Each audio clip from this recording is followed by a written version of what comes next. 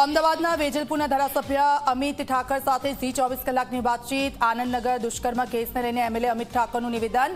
આરોપી સામે દાખલો બેસે તે પ્રકારની કાર્યવાહી કરવામાં આવશે।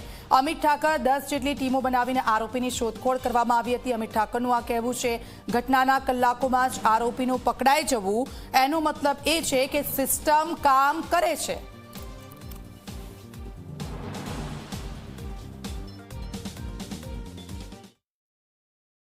આનંદનગર વિસ્તારમાં જે ઘટના બની એ ખૂબ જ દુઃખદ અને શર્મજનક પણ છે, પરંતુ પોલીસે કલાકોની સમયમાં જ ઘટના બની અને એના કલાકોમાં જ આ જે આરોપી છે એને પકડી લીધો છે। આપણી સાથે વિશેષ વાતચીત કરવા માટે વેજલપુર વિસ્તારના જે ધારાસભ્ય છે અમિત ઠાકર એવો ઉપસ્થિત છે। એમની સાથે વાતચીત કરીશું, એમને પૂછીશું। સાહેબ, ઘટના ખૂબ શરમજનક છે અને અમદાવાદનો પોસ્ટ વિસ્તાર કહેવાય છે આનંદનગર, અને એમાં આવી ઘટના દરેક વ્યક્તિને હચમચાવી નાખે, શું કહેશો? બેન, આ જે ઘટના છે આવા આરોપીની સમાજમાં ક્યાંય જગ્યા નથી। આ આરોપીને તાત્કાલિક પકડી લેવામાં આવ્યો છે। જ્યારે પોલીસ જોડે વાત થઈ હતી ત્યારે આરોપીની જે સિક્યુરિટી એજન્સી છે આ સિક્યુરિટી એજન્સીના માલિકને પણ બેસાડી દઈ અને એ જે રૂમમાં રહેતો હતો એના સાથી જે રૂમ પાર્ટનરો હોય એને પણ બેસાડી દઈ અને ગમે તે ભોગે આરોપીને પકડી લેવો જોઈએ। હું પોલીસને અભિનંદન આપું છું કે બહુ જ ઓછા સમયમાં જ્યાં કૃત્ય કરીને જે આરોપી ભાગી ગયો એ આરોપીને એ લોકોએ 10 જેટલી ટીમો દોડાવી અને આરોપીને પકડી લીધો છે। આ રેર ઘટના છે, તો રેરેસ્ટ એને સજા કરવામાં આવશે।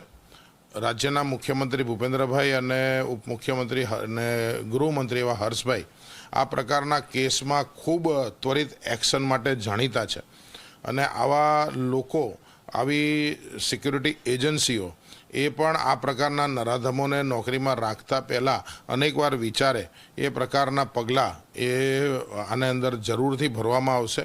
અને જે દીકરી સાથે આ પ્રકારનું કૃત્ય થયું છે, અંધારાનો લાભ લઈને કૃત્ય થયું છે, ધાબા ઉપર એકલા જ્યારે જતા હતા ત્યારે આ કૃત્ય થયું, તો આ પ્રકારના માનસિકતાવાળા લોકો એ આ પ્રકારનું કોઈ પણ કામ કરતા બીવે એવા પગલાં એ ફાસ્ટ ટ્રેક કોર્ટ ચલાવીને તાત્કાલિક લેવામાં આવશે। સાહેબ, આપે કહ્યું કે આ રેરેસ્ટ ઘટના છે, સ્વાભાવિક છે, કારણ કે ગુજરાતમાં આ પ્રકારની ઘટનાઓ બનતી નથી અને જ્યારે બીજા રાજ્યોમાં આ પ્રકારની ઘટના બને ત્યારે ગુજરાતીઓ એવું વિચારતા હોય છે કે અમારું રાજ્ય તો સેફ છે, પરંતુ હવે જ્યારે આ ઘટના આવી બને ત્યારે નિશ્ચિત રૂપે એવો સવાલો થાય કે શું આ શરૂઆત છે, હવે આ પ્રકારનું થશે ગુજરાતમાં? ના, એટલે આ ભરોસા ઉપર બળાત્કાર કર્યો છે અને આ ભરોસો તૂટવા નહીં દે એના માટે સરકાર અત્યંત મક્કમ હોય છે। આ પ્રકારની ઘટના જ્યારે બી ક્યાંય પણ બને છે ત્યારે સરકારે જે પણ સમય તમે જુઓ ત્યારે બહુ જ કડક પગલાં અને તાત્કાલિક પગલાં લીધા છે। એટલે આવા જ્યારે નરાધમોના મનમાં પણ વિચાર આવે ત્યારે એમને ભય રહે એ પ્રકારના પગલાં આ કેસની અંદર તાત્કાલિક ભરવામાં આવશે। અચ્છા, હવે આગળની કાર્યવાહી શું? કારણ કે આરોપીને પકડી તો લેવામાં આવ્યો છે, પરંતુ હવે શું? અને બીજી તરફ ઘણા બધા લોકો હજી પણ હશે કે જે આવી રીતે સિક્યુરિટી એજન્સી ચલાવતા હશે, એ લોકો પાસે ડોક્યુમેન્ટ વેરીફાઈડ થયા છે કે નહીં, શું એ બધી એજન્સીઓની પણ તપાસ થશે? આગળની કાર્યવાહી શું? આરોપી સામે શું કાર્યવાહી? બેન, એટલે હવે જ્યારે પોલીસનું કામ હતું એ કામ તાત્કાલિક રીતે એ આરોપીને પકડવા સાથે હવે એને કોર્ટમાં રજૂ કરવું અને કોર્ટની અંદર પણ આપણે રાજ્ય સરકાર આ પ્રકારના કેસમાં ફાસ્ટ ટ્રેક નિર્ણય કરતી હોય છે અને ફાસ્ટ ટ્રેક નિર્ણય કરી અને જરૂરથી આનો બીક એ અન્ય લોકોમાં કે જ્યારે સવાર પહેલાં જ પકડાઈ જવાનું છે તો આ પ્રકારનો ગુનો કરતાં એમને જરૂરથી બીક લાગશે।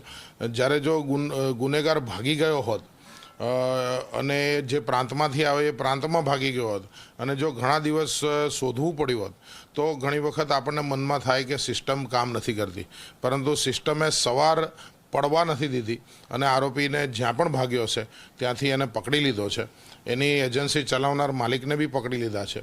તો આ બધું જ બતાવે છે કે સિસ્ટમ ઇઝ વર્કિંગ અને ગુજરાતની અંદર આ પ્રકારનું કશું જ ચાલવાનું નથી અને ચલાવી લેવામાં આવતું નથી। એટલે આ એક જે રાજ્ય સરકારનું, પોલીસ તંત્રનું જે તાત્કાલિક એક્શન છે આ જ ભરોસાનું કારણ છે। બિલકુલ, પોલીસે પોતાની કાર્યવાહી કરી છે, તાત્કાલિક આરોપીને પકડી લેવામાં આવ્યો છે, પરંતુ ઘણા બધા લોકો હજી પણ સરકાર પાસેથી અપેક્ષા રાખી રહ્યા છે કે આરોપીને એ પ્રકારની સજા આપવામાં આવે. આ અપેક્ષા એ દરેક ગામડાના નાના શહેરોના માતા પિતા જોવે, કારણ કે એ પોતાની દીકરીઓને અહીં પીજીમાં નોકરી માટે ભણવા માટે અહીં મોકલે છે અને તેમની સુરક્ષા જળવાયેલી રહે તે પ્રકારની અપેક્ષા તમામ લોકો રાખી રહ્યા છે. કેમેરામેન અમિત મકવાણા સાથે સપના શર્મા, ઝી 24 કલાક, અમદાવાદ.